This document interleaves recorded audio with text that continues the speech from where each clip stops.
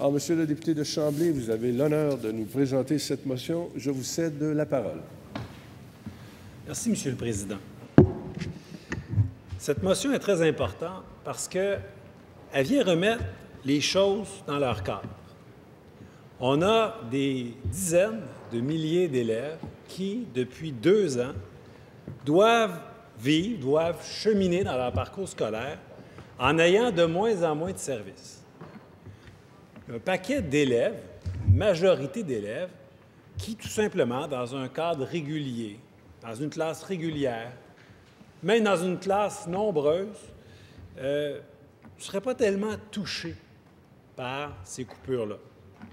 Quoique, de manière collatérale, mais ils pourraient très, très bien s'en sortir bien cheminer. Non, les coupures qu'on a depuis 2 ans, depuis l'arrivée surtout du gouvernement libéral, mais même depuis le gouvernement précédent, surtout depuis l'arrivée du gouvernement libéral le 7 avril 2014, bien, ces coupures-là touchent précisément les élèves les plus vulnérables. Comme si on avait un tireur d'élite qui les avait visés avec une très, très grande précision, puis il ne les a pas ratés. Ça vient toucher des dizaines de milliers d'élèves. En 2002-2003, il y avait au Québec 138 251 élèves handicapés ou en difficulté d'apprentissage ou d'adaptation. 10 ans plus tard, on en avait 188 931. Donc, c'est un phénomène en progression que le nombre d'élèves qui ont de la difficulté à cheminer, parce qu'ils sont EHDAA, donc élèves handicapés, ou en difficulté d'adaptation ou d'apprentissage. 37 d'augmentation en 10 ans. Et en 2012-2013, il nous manquait à peu près 600 professionnels. Avant l'arrivée du gouvernement libéral et avant les coupures qu'on vient de vivre, il nous manquait déjà 600 professionnels pour aider ces jeunes-là. Et je peux en témoigner parce qu'en 2012-2013, j'étais dans le réseau comme enseignant. Et il y avait des élèves pour lesquels je n'étais pas capable d'obtenir de l'aide. Il y avait des élèves que j'essayais de référer à un ergothérapeute, à un orthophoniste. Il n'y en avait pas de service. Dans ma commission scolaire, on disait que les services d'orthophonistes étaient réservés seulement pour les élèves du premier cycle, première, deuxième année. J'avais le malheur d'enseigner en 5e, 6e année. Alors, si un enfant avait des troubles auditifs, tant pis. Et ça, c'était avant les coupures, parce qu'on pouvait tomber encore plus bas. On a touché le fond du baril. De 2005 à 2011, il y a eu une augmentation de 100 des élèves ayant un TSA, un trouble du spectre de l'autisme. Donc, on a des dizaines de milliers, au-delà de 188 000 élèves qui sont handicapés ou en difficulté d'adaptation et d'apprentissage. On a plus de 8 000 élèves qui ont un trouble du spectre de l'autisme. Il nous manque 600 intervenants et il arrive un gouvernement qui se dit « Tiens, on peut faire pire » et qui coupe. Et qui coupe dans les services directs aux élèves, histoire d'ajouter un peu de détresse là-dedans. On aurait dû augmenter les services, ajouter des professionnels. C'est le contraire qui a été fait. En plus de ça, depuis 18 mois, eh bien, dans les commissions scolaires, on a fermé des classes spéciales parce qu'au Québec, on essaie d'intégrer les élèves avec des difficultés dans les classes régulières, quand on le peut, avec des services. Mais il y a quand même des élèves qui sont très, très difficilement intégrables parce que la lourdeur de leur difficulté, de leur handicap, de leur limitation est telle qu'on doit les mettre dans une classe spéciale pour les aider, une classe adaptée. Mais même ces classes-là, on les a coupées, on les a fermées. Il y en a moins cette année que l'année passée et il y en avait moins que l'année précédente, c'est toujours moins. On est rendu dans des cas d'intégration sauvage. J'ai des parents qui ont accepté de témoigner pour nous témoigner vraiment de la réalité de ce qui se passe vraiment dans les classes. Madame Martine Chabot avait un enfant, a toujours un enfant, mais elle a témoigné pour dire qu'elle a un enfant qui est en première année cette année. Bien, la Commission scolaire de Québec a refusé que son enfant, qui a un trouble du spectre de l'autisme diagnostiqué, puisse aller dans une classe adaptée. Mme Chabot considère que son enfant en aurait besoin de cette classe adaptée, puisque ce n'est pas possible pour son enfant de vivre une intégration réussie. Et elle a tellement à cœur la réussite des enfants, non seulement du sien, qu'elle se dit, bien, tout le monde va souffrir de ça. Parce que son enfant a des tics graves, fait des bruits, a des comportements dérangeants, puis elle constate que de l'intégrer de force, bien, ça va nuire non seulement à son enfant qui ne pourra pas se développer, mais ça va nuire aussi à tous les élèves qui vont devoir vivre dans une classe qui va être perturbée. Ça, c'est du concret. Madame Vanessa Sicotte a un fils de 5 ans. Elle sait que son enfant a un trouble du spectre de l'autisme. Pourquoi? Parce qu'elle a payé pour avoir le diagnostic. Parce que si elle attendait que le réseau des écoles publiques ne vienne en aide à sa famille et à son fils pour diagnostiquer le trouble du spectre de l'autisme, bien, il fallait attendre 18 mois. 18 mois critiques parce que plus on dépiste tôt, plus on intervient tôt, et plus ensuite on peut modérer tous les symptômes, les tics, les difficultés. C'est comme si, à cet âge, le cerveau de l'enfant était comme de l'argile qui n'avait pas encore figé. Ça presse d'intervenir. Après, ça devient irréparable. Il faut investir 2 fois plus pour des résultats incertains. Bien, le gouvernement a dit « Non, non, non, c'est pas grave, ça paraît pas. N'investissons pas là-dedans. » Mme Sicotte a eu cette chance, elle, de pouvoir aller au privé pour avoir le diagnostic, mais elle mesure les conséquences dramatiques que ça a pour tous les enfants qui n'ont pas cette chance d'avoir un diagnostic hâtif. On va dans la mauvaise direction et ça fait longtemps. J'ai dit beaucoup depuis avril 2014 qu'on va dans la mauvaise direction, mais il faut même reculer à 2012. Parce qu'en 2012-2013, le gouvernement précédent du Parti québécois avait fait des coupures de 150 millions dans le réseau des commissions scolaires. Je le sais, j'y étais à cette époque-là. 150 millions sur l'année 2012-2013, puis en 2013, au milieu de l'année, une coupure de 65 millions de plus, histoire de les surprendre un peu. Bien, ça les a surpris. Ils se sont revirés de bord, ils ont fait des déficits, ils ont refilé une partie des coupures en hausse de taxes aux citoyens quand ils n'ont pas coupé dans les services directs aux élèves. Voyez-vous que ça fait longtemps qu'on va dans la mauvaise direction, qu'on abandonne les enfants puis les parents. Cette année, le gouvernement libéral a coupé 46 millions.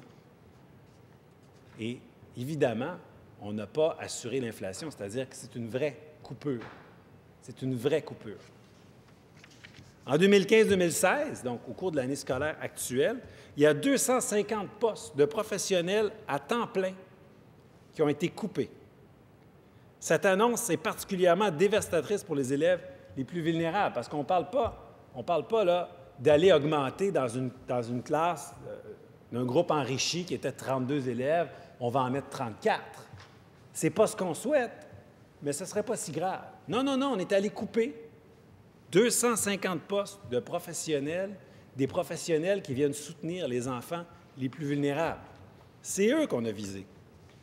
Il y a eu des coupures aussi directement dans les budgets de fonctionnement des commissions scolaires. Je vais faire la liste de tout ce qui a été touché. Personnel spécialisé, aide aux devoirs, transport scolaire. Bon, évidemment, les gens se rendent encore dans les écoles, mais s'il y avait le malheur de choisir un projet particulier, tu sais, un projet qui t'empêche de décrocher, là, bien, c'est ça qu'on est allé couper.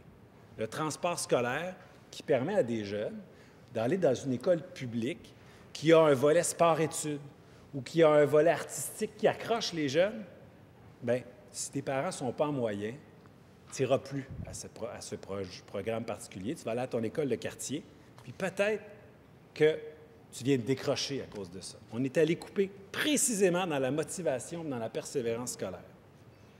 Les programmes de lecture ont été abandonnés cette année, des activités parascolaires, encore quelque chose qui n'est pas dans l'aide aux plus vulnérables, mais qui est dans ce qui crée un sentiment d'appartenance et qui crée de la persévérance scolaire.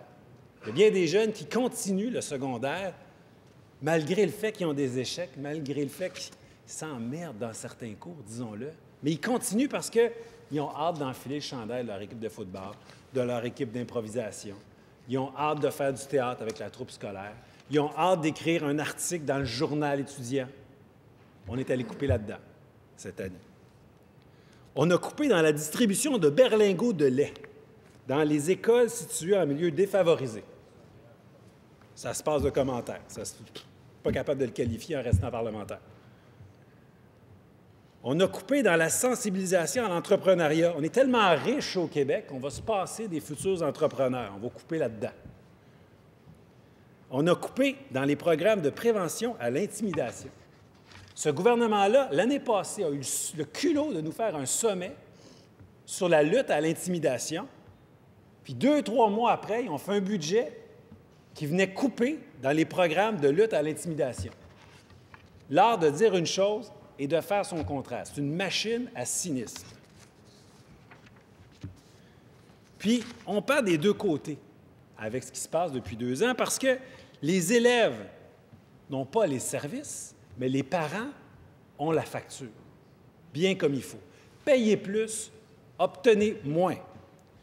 Quelques exemples, commission scolaire Fleuve et des Lacs, la hausse, pas la facture de la taxe scolaire, la hausse de la facture de taxe scolaire, 89 $ par année. Bien, 89 $, c'est de l'argent. 89 $, ça paye des effets scolaires. 89 $, ça paye un cours de danse, ça paye des activités pour les jeunes.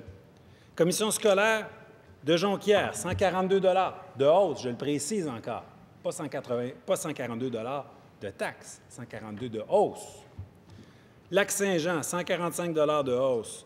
Pays des Bleuets, 121 $ de hausse. Commission scolaire des affluents, 234 $ de hausse de taxes scolaires.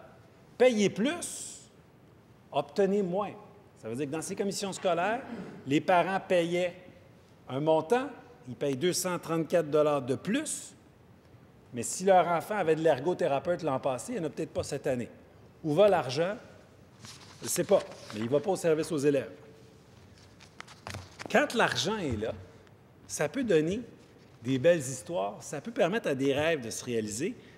On va arrêter d'être dans le négatif, on va dire de quoi on se prive en coupant dans notre jeunesse. Bon, on se prive de belles histoires comme l'histoire de Catherine Beaune-Deschambault, 17 ans, qui a réussi à aller au cégep puis qui a réussi à obtenir son diplôme en animation 3D.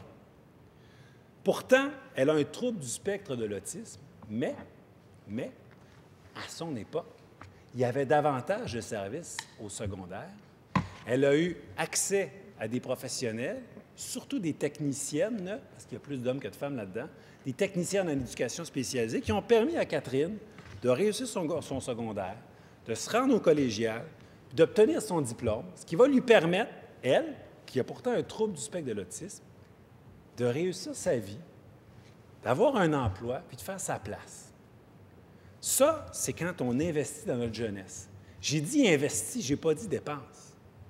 Parce que les quelques milliers de dollars qu'on va avoir investis dans Catherine Beaune-Deschambault, pour ceux qui auraient une vision comptable de l'éducation, bien, on va les récolter au carré puis au cube. Mais il faut accepter d'investir dans notre jeunesse pour ça.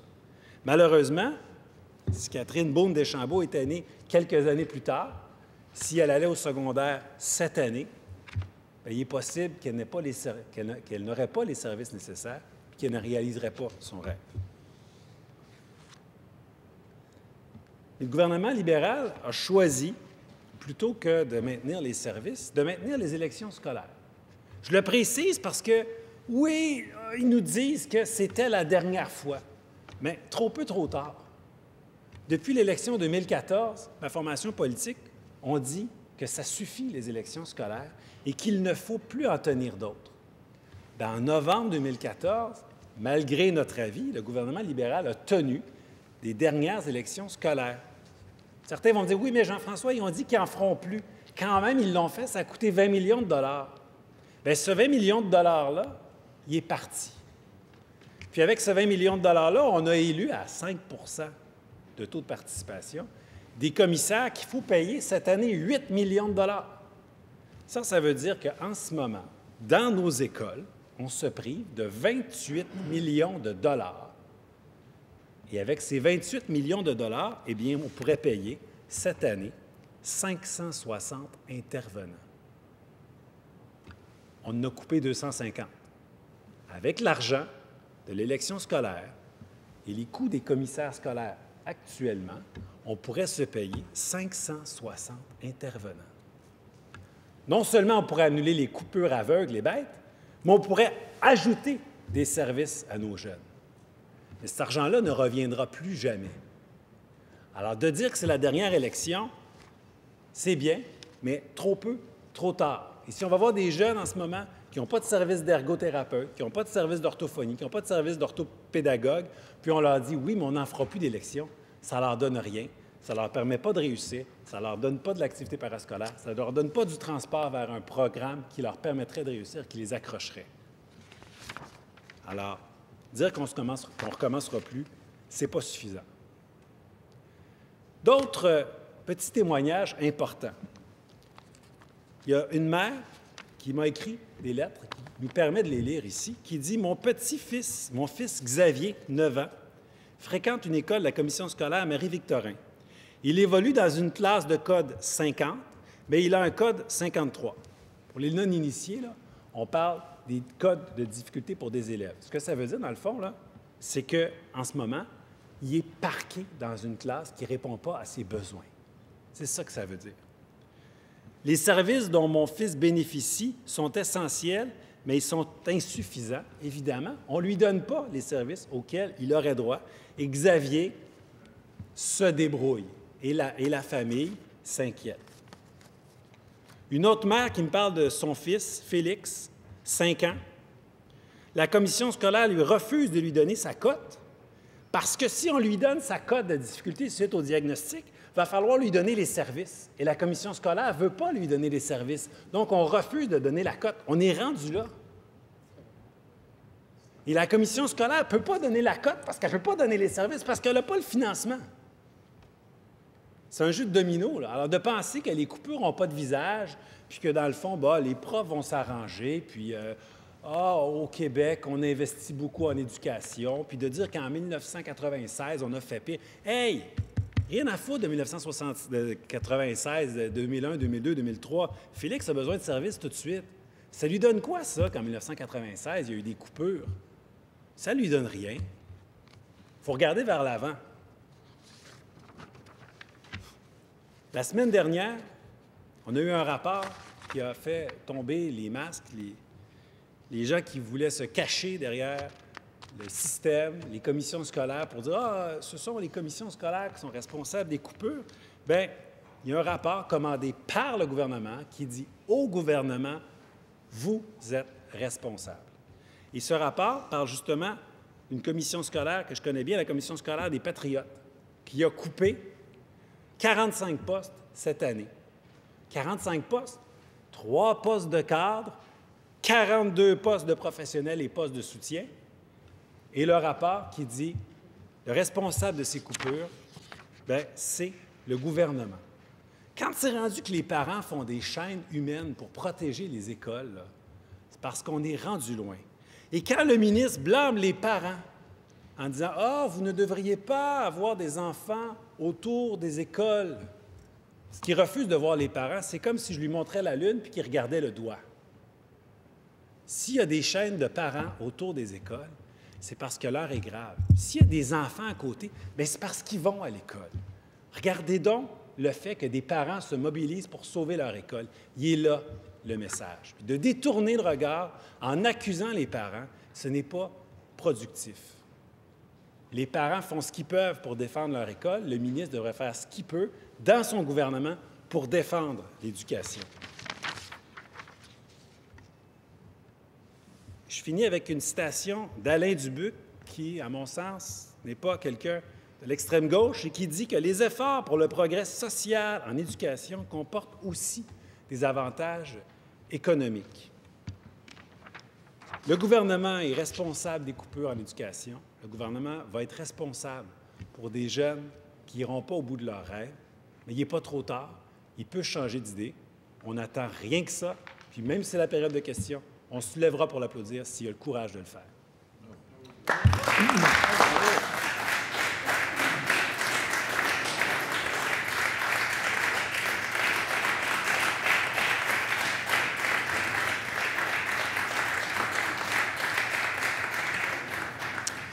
Merci à vous, Monsieur le député de Chambly, pour cette intervention.